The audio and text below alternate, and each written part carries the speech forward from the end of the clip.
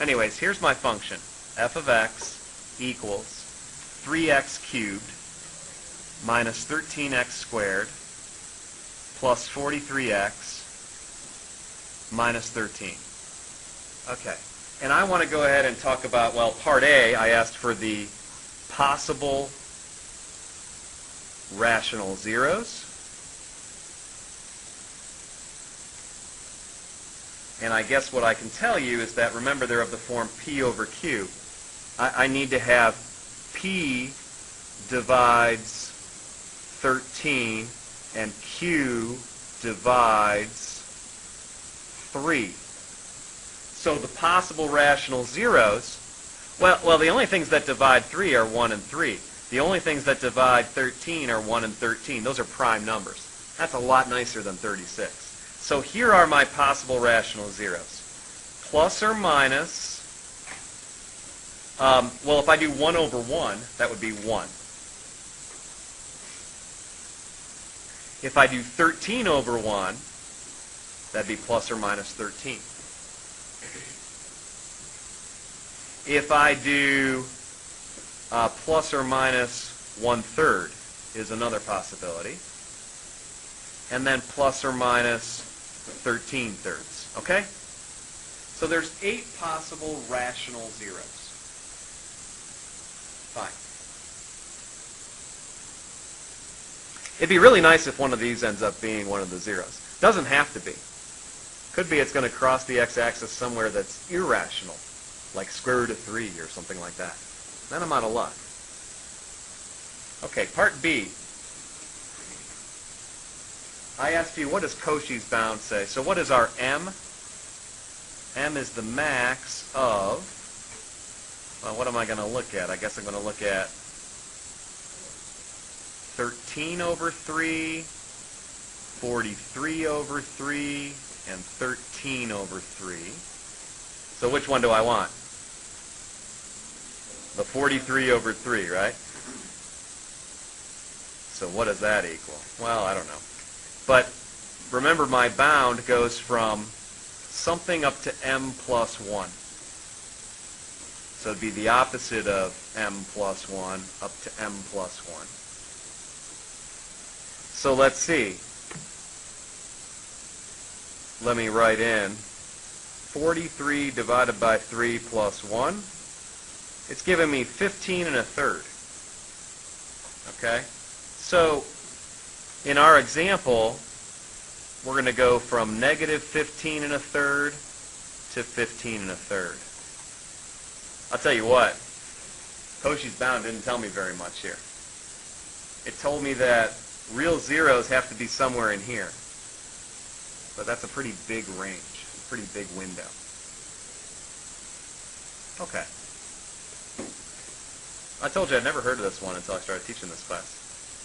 But that's what it told me. Okay, part C, we want to factor the polynomial. So this is where you kind of have to hope that something nice happens. I mean, really. Okay? I'm looking at that polynomial and I'm saying, you know, I can graph it. Let me go to the standard graph. Does it cross the x-axis? Well, yeah, it sure looks like it does. Let me zoom in a little bit so I can see it a little more clearly. Does it cross the x-axis? Well, yeah, it does, right there. Do you think that's one of the rational zeros? Which one? Maybe it's 1/3, right? Now, if it's not, yuck. I don't have a whole lot to help you with, okay?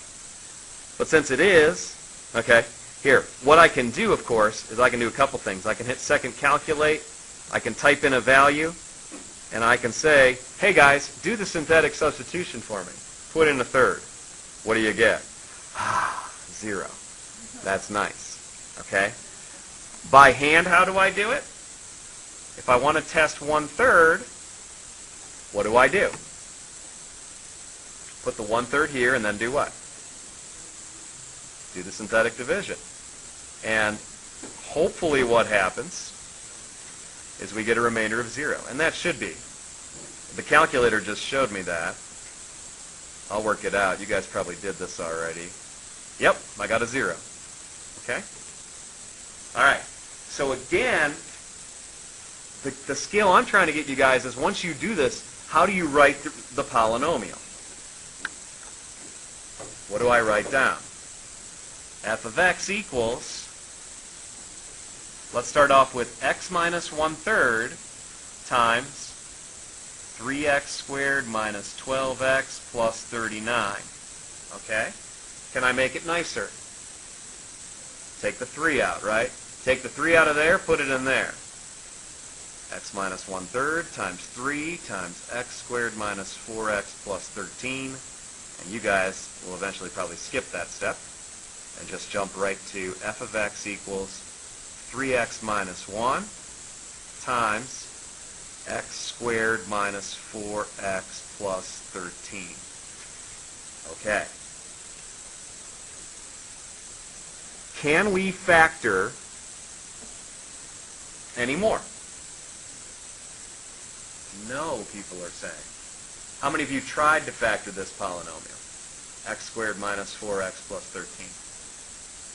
Oh, we should try at least. How many did try? And what happened? I mean, the only way to factor x squared is x times x. And the only way to factor positive 13, 1 and 13, does this work? No, doesn't work. Now, we have a problem, right? Because what's the degree of the original polynomial? 3. How many zeros did we find so far? 1.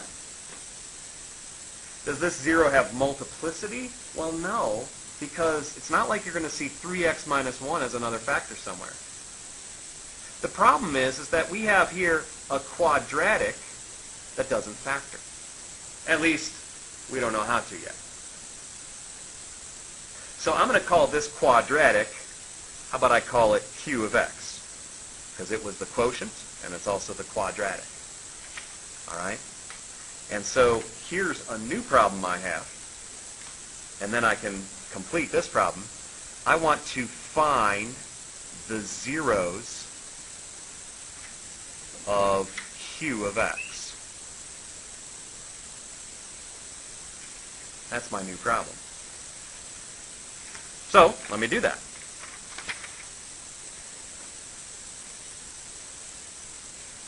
Q of x, what do we have? Go to a new page. X squared minus 4x plus 13.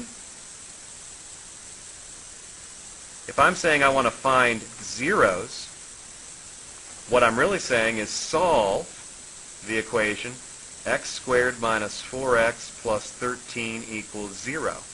How do I solve it if I can't factor it? Well, we have a good old quadratic formula. There we go. X equals. And what I need to know is what's A, B, and C. So A is 1, B is negative 4, and C is 13.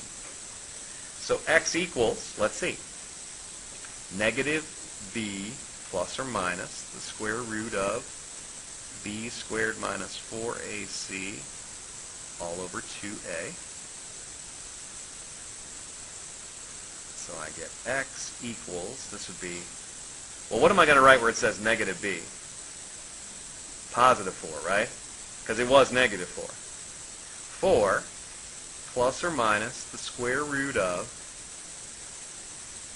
negative 4 squared minus, and here I tell students put those parentheses in for A and for C, because sometimes we'll run into problems if we don't. So 4 times 1 times 13 all over 2 times 1. By the way, this formula, how many answers does it usually spit out? 2. One for the plus and one for the minus. Okay. So let's see. Let me split it up into two fractions. 4 over 2 plus or minus ugly square root over 2. Now what's in the ugly square root? It looks to me like it's 16 minus, and 4 times 13 is 52. Is this okay? 4 times 13 gives me 52, right? Okay? So now I'm at x equals 2 plus or minus, let's see, what's 16 minus 52? Is that 36? Really? I'm very lucky. Well, kind of lucky. I have the square root of negative 36. Now, do you guys know what the square root of negative 36 is?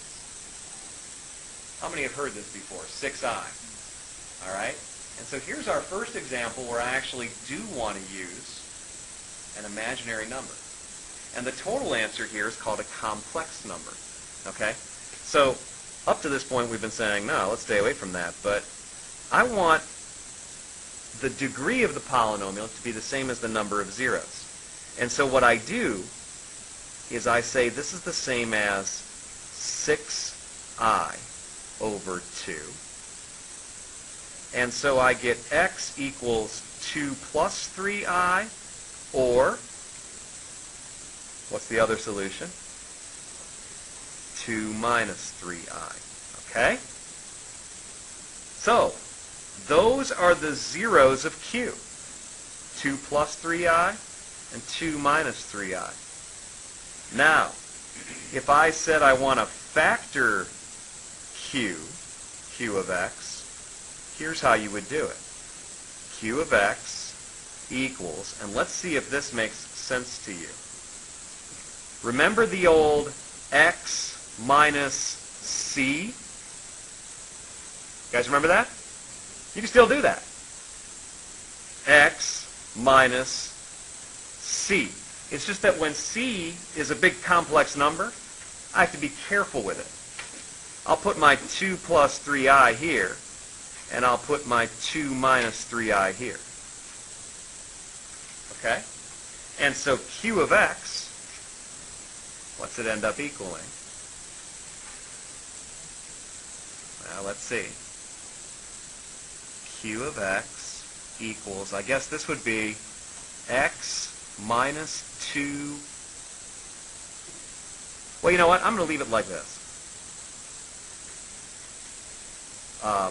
This is not too bad right here. I think this is what your book will do too.